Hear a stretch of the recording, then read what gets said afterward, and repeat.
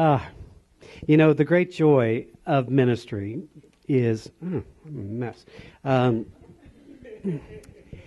is watching people step into the teaching.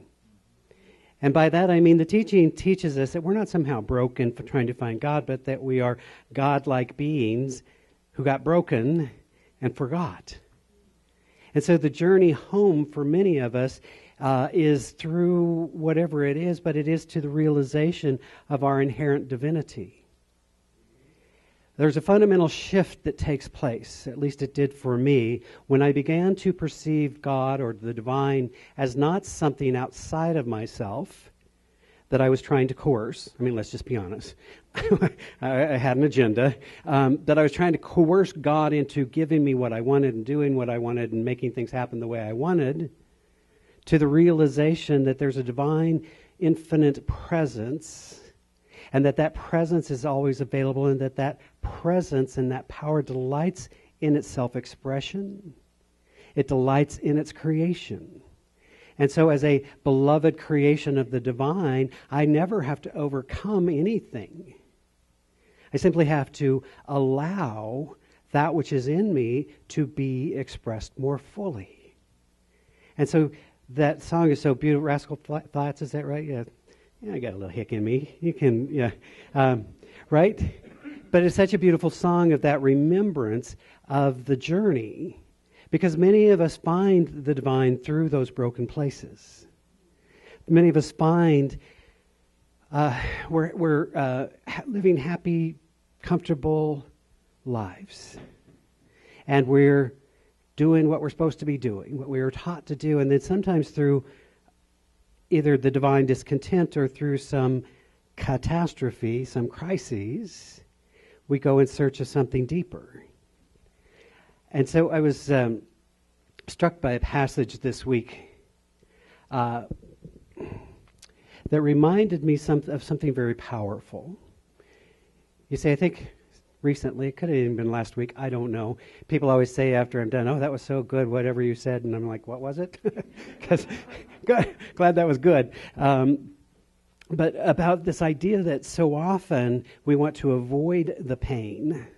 And so we find all these ways to hide or to cover it up or to not make ourselves available to life, thinking that we'll avoid pain. And of course, we do, but we also avoid life. And we also avoid the joy and the fulfillment and all the goodness that is available to us by not dealing with the pain. And so I came across this idea, and it's really struck me.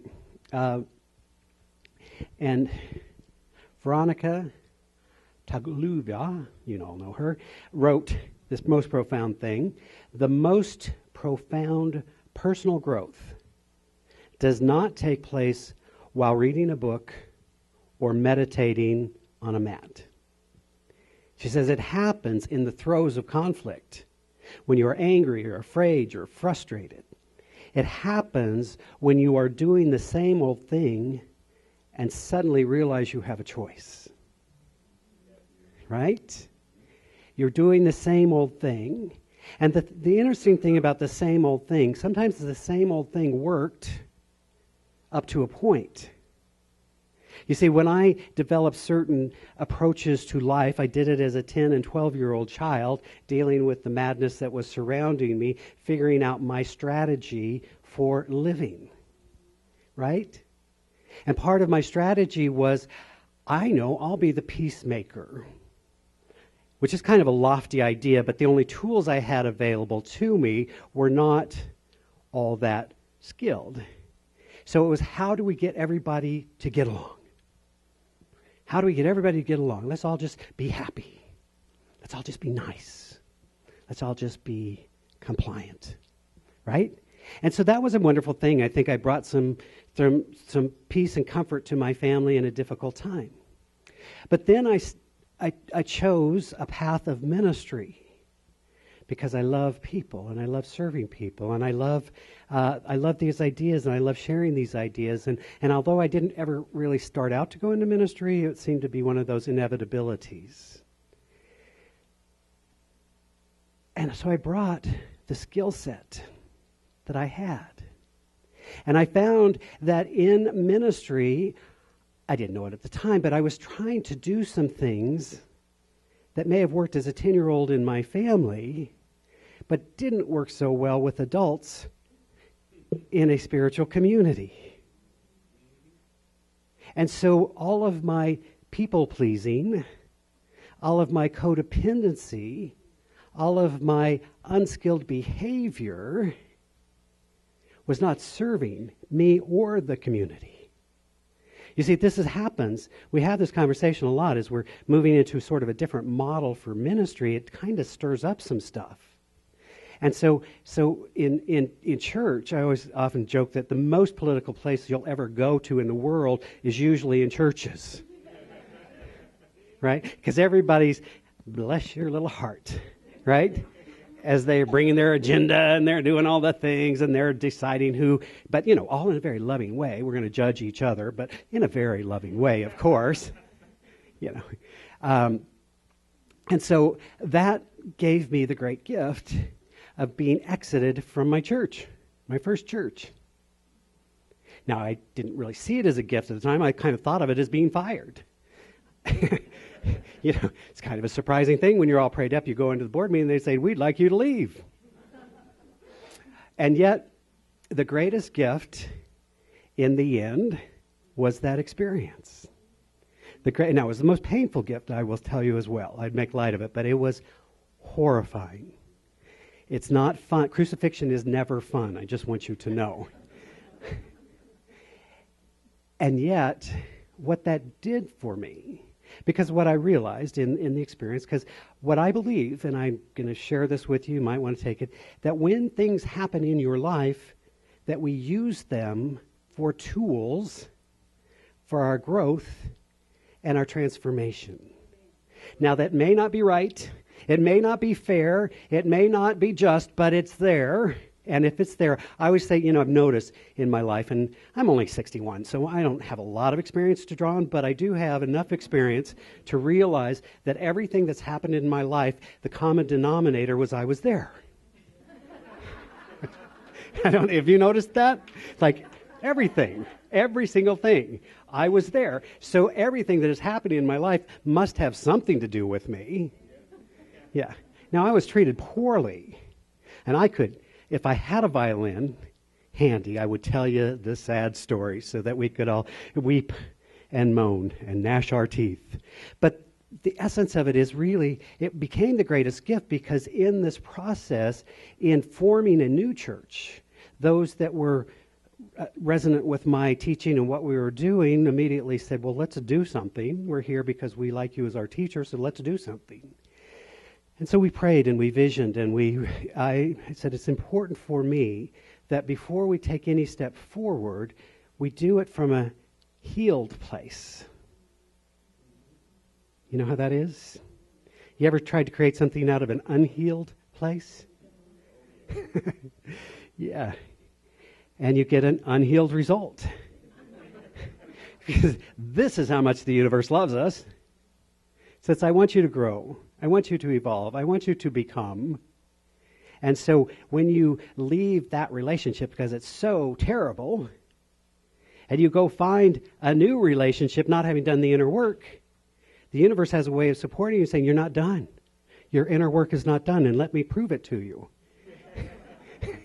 And if you don't think this one is it, I got 5 more in the works just waiting, So you might want to say, well, what is it about me that needs to be healed? And so in my process, I really got to look at that part of me, that sweet little tender 10 or 12-year-old child that made some decisions and said, well, that passage of when I was a child, I behaved like a child. But now that I'm an adult, I'm called upon for adult-like ways. And so I still consider myself a peacemaker. But I'm very resonant with this statement that says it is in the conflict that we find the truth. It is in the willingness to say what's really happening and not metaphysically, spiritually minded, affirmative BS. Or, right? But to say, from a very real and authentic place, first of all, you have to start with an idea. We're all divine. Everyone is divine. In my class, I'm taking I'm becoming unified in unity, or I don't know what they call it. And we're just talking about this wonderful passage about how Jesus was saying to us about how to pray for your enemies, how to bless those who persecute you. And you see, for me, that's the heart of the teaching. It's the most difficult part of the teaching. Most of the teachings of Jesus you can find in other places. But it's that radical statement that says, turn the other cheek. Now, as a child, when I heard that, it had a very different meaning. It had a meaning of people-pleasing. Don't make a fuss. Just let people have their way. But as an adult, I realized that that's a whole different concept.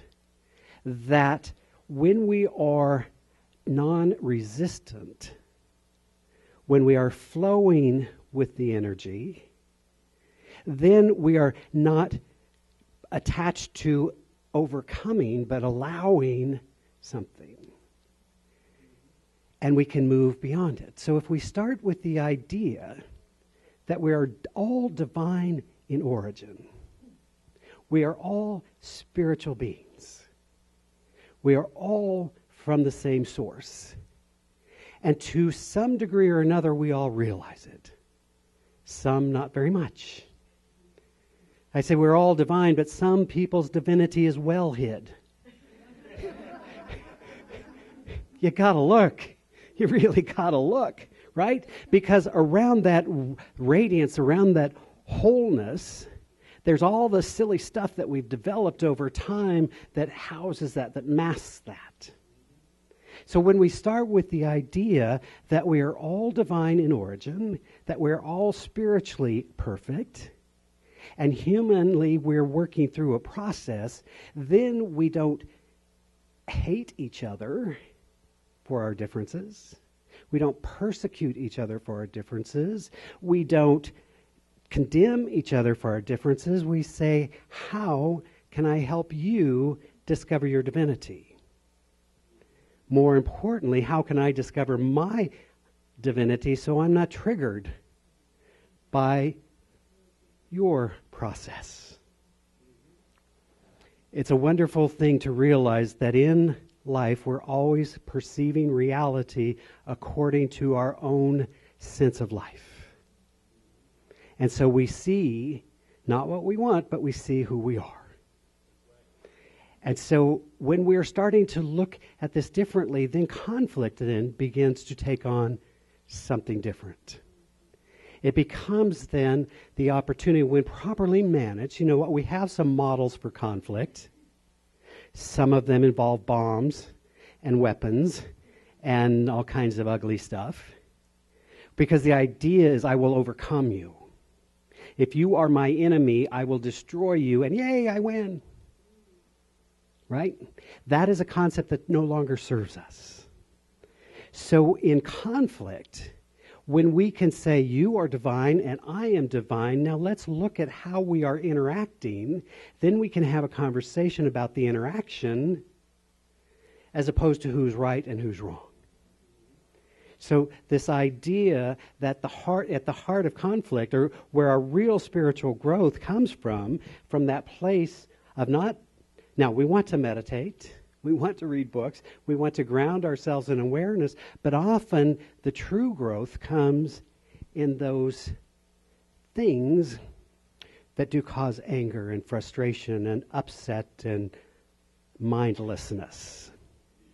Talking to a dear friend of mine, she said, it's interesting how we can project all of this stuff, that somebody on the freeway cutting me off is a horrible person. And yet if I cut somebody off, it's just because I'm in a hurry, and surely they would recognize my divinity, right? You want to think it like it's about them. But when we can move into that place and that awareness of us as divine beings working together for a greater good, and then we can see that we each bring a unique and beautiful perspective to what we're creating. And so sometimes our friend of mine said that, when we come together in spiritual community and when we're committed to it, we're going to grow up all over each other. Right? Sometimes it's less than all perfect. Sometimes it's really annoying. Right? And so we start the idea that you are divine and I am divine, and so I will hold you in that truth. And so let's talk about what happened. And let me share with you how I felt about what happened. And let me hear what's happening for you. See, that's a tremendous level of respect.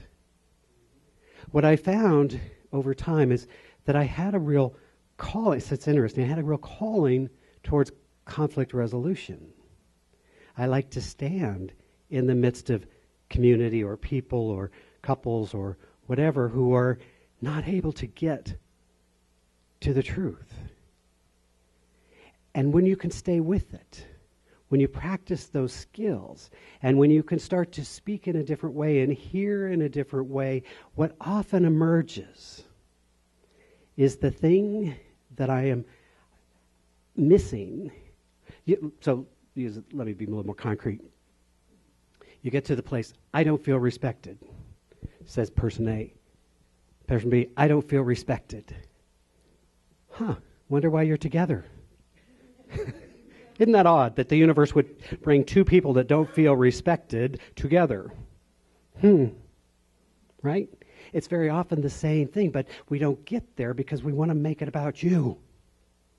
So when we can stand in the midst of this and realize we are divine beings, that we are whole and perfect and complete beings, and we're also human, and we've also developed a set of skills, or unskills, as the case may be, then we're up-leveling our skills. Ken Kais talks about in his wonderful book that has a title, and it'll come flying back by here in a minute, about up-leveling our addictions to preferences. Right? And in that he's saying, when I have an addiction, I need you to be different. And my well-being is going to be dependent upon you being different. But when I'm up-leveling to the level of preferences, then I prefer that people be in my life that are a certain way. They don't have to be. Now I have a preference, and I shop according to my preferences. Right? See, in addictive behavior, in dysfunctional relationship, we stay attached and in relationships that don't work because we're convinced we can fix them. Convinced, right? Sometimes we go, oh, you know what? Maybe I'll do my work and see what happens. In the Tao Te Ching, which is the master class in life, so simple, it's very easy to miss the brilliance of it. I come back to it time and again, and that's where this title comes from. The middle way in Taoism, you all know the symbol of the Tao, of the yin and the yang, the black and the white, the complementary, the masculine and the feminine. And what it says to us is there's not duality in life, but polarity. In other words, I am told that electricity works because there's negative and positive ions, checking my technical advisor, that make electricity work. There's masculine and feminine energies that makes life work. There's dark, there's light, there's a balance. And what happens for us often is when we are not in the Tao, we are in the extreme. Or we go to the other extreme. But the Taoism teaches us there's a middle way. Wonderful passage from Tao number 37. And it says to us, the Tao never does anything, yet through it all things are done. If powerful men and women could center themselves in it, the whole world would be transformed by itself, in its natural rhythms. People would be content with their simple everyday lives, in harmony and free of desire. And when there is no desire, all things are at peace. A wonderful teacher in the 7th century said, when the mind is at peace, the world too is at peace. Nothing real, nothing absent, nothing holding on to reality. Not getting stuck in the void. You are neither holy nor wise, just an ordinary fellow who has completed his work. Eastern teachings, for me, help me center into that awareness. You see, I often feel like in relationship, when we're chosen to be in relationship, what we're trying to do is find the Tao of the relationship. And I bring in energy and you bring in energy, and if we fight about who's going to be right or wrong, will it be yin or will it be yang? I demand yang. Or perhaps we compromise and on Tuesdays we'll have yin and on Thursdays we'll have yang, right? But we realize it's not about the yin or the yang, it's about the way that things come into being. And so when couples, peoples, families, communities move into that middle way, where we're allowing the Tao, the energy, the divine to be revealed through us, we recognize that we need both light and dark. We need both masculine and feminine. We need the polarity, but we can't afford to move to duality. Does that make sense? So when we enter into this state, so I started by saying I love conflict.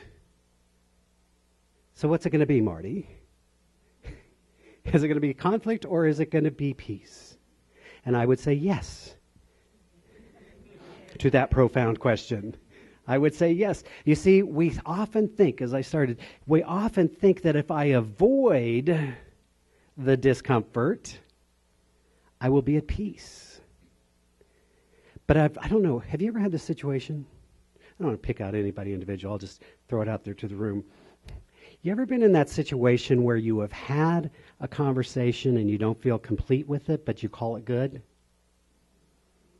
And you go home, and while you're cooking, you're thinking about that person, and while you're preparing the house, and as you're doing all of the things you're doing, you're not present with what you're doing.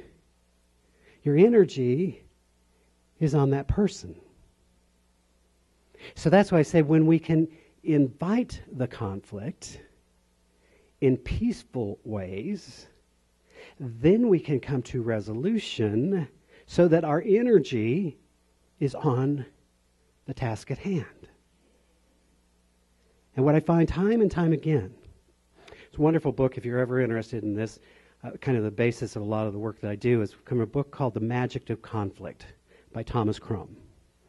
And he talks about this idea that if you look at everything of beauty, it's created by conflict.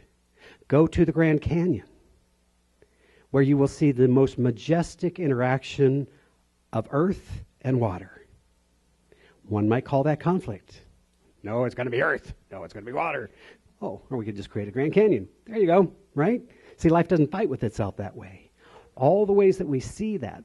And what I see is when we can bring our whole selves to who we are, to what we're creating, willing to release our need to be right and willing to find that way, then what happens is something more magnificent, more majestic, more powerful than what we would find on our own. Layman Peng again says to us, he says, my daily affairs are quite ordinary, but I'm in total harmony with them. I don't hold on to anything. I don't reject anything. Nowhere an obstacle or conflict. Who cares about wealth and honor? Even the purest thing shines. My miraculous power and spiritual activity, you're asking? drawing water, carrying wood. We've all heard that phrase that before enlightenment, chop wood, carry water. After enlightenment, chop wood, carry water. You go, well, what's the point of enlightenment? Because when you become enlightened, your attention is on chopping the wood and not chopping somebody's head off, and carrying the water and not drowning someone, right? You're present with life. So the invitation, I share this because as we are moving more deeply into this idea of a mission-centric ministry, it's different. The old model, the pastoral model, kind of has the minister at the top playing God, or at least daddy. And people come to daddy and say, well, we want to do it this way. I want to do it this way. And what do you think? Like, you're adults, figure it out. Here's our mission. What brings us closer to our mission? Go work that out. It also gets us out of the idea, I had to do this firsthand in my first ministry, where I got to really experience what happens, because what we love to do is we love to put people up on a pedestal. You notice that? Ooh, Marty, you're dreamy. You're perfect in every way. You're just the bee's knees. You're just, right? And they're like, well, this is getting boring. So let somebody knock down that pedestal. Let's crucify. Then we get, right? So I'm very mindful, having gone through it. It's like, please, let's just be real. Let's just be human. Let us just be in a spiritual experience together as we each bring forth our gifts, as we each bring forth our part of what is creation. And we do that in love, and we do that in peace, and we also recognize, because we are humans, there may be moments of conflict. And so rather than say, oh, we shouldn't have that, we say, well, let us welcome that to be expressed so that we can find our greater good. I always like to remember that the Reeses Cup comes from the conflict of peanut butter and chocolate. And it's a beautiful thing, right? It's a beautiful thing, right? All creation, all invention comes from two seeming separate ideas coming together in a new way. And something powerful can happen. Now you're going to remember nothing else except the Reeses Cup. I know it. I know how you are, right? So, in closing, we've been talking about this all week. We are the center of consciousness. There is a part of me, there's a part of you that is seated in the divine. Now, there's a part of you that's crazy, just outright freaking crazy, right? You know that voice.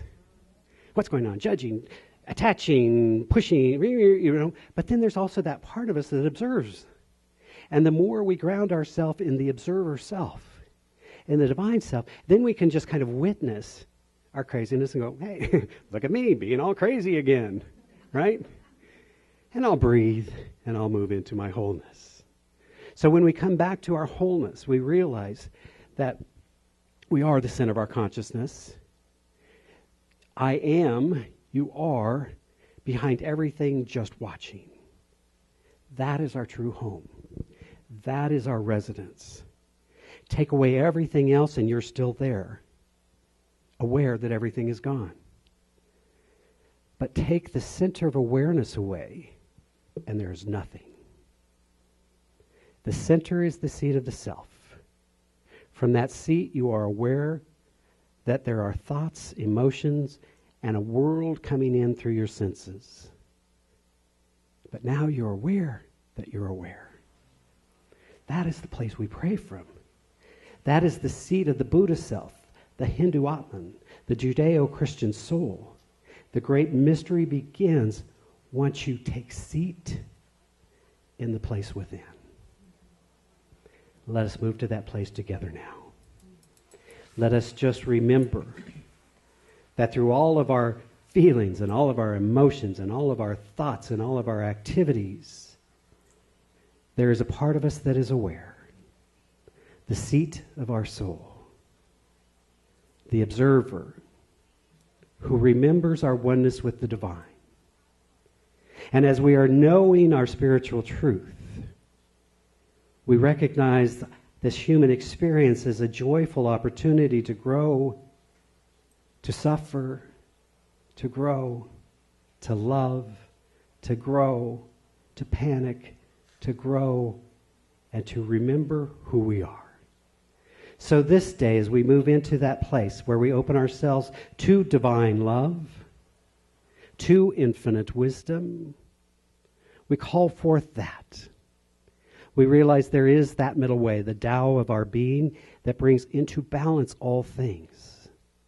And from that place of creation, we create loving relationships, joyful experiences. We experience abundance because we recognize the flow of life. And we remember that we are blessed. And so what a joy it is to know this truth. What a joy it is to bear witness to our inherent wholeness, our inherent goodness, our inherent beauty, our inherent peace. It is that term when we speak of the Christ within, is the realization of that divinity. And so from that place of wholeness, we speak this word into being, knowing that the divine delights in its self-expression. And we bless all things. We bless this spiritual community. We bless the world. We bless our brothers and sisters. We see no separation. We see our wholeness. We accept peace on earth, goodwill for all, a planet at peace and a world that works for all. And we bless all priests and all rabbis and all ministers and teachers of all faiths, for we recognize and know there are many pathways to the divine, and they are good. So in joy and gratitude, then, I'm simply giving thanks. As I release this word, I know that it is already established and that it is unfolding perfectly in divine right order and in perfect timing. For this and so much more, I simply give thanks, allowing it to be so, as together we say, and so it is. Amen.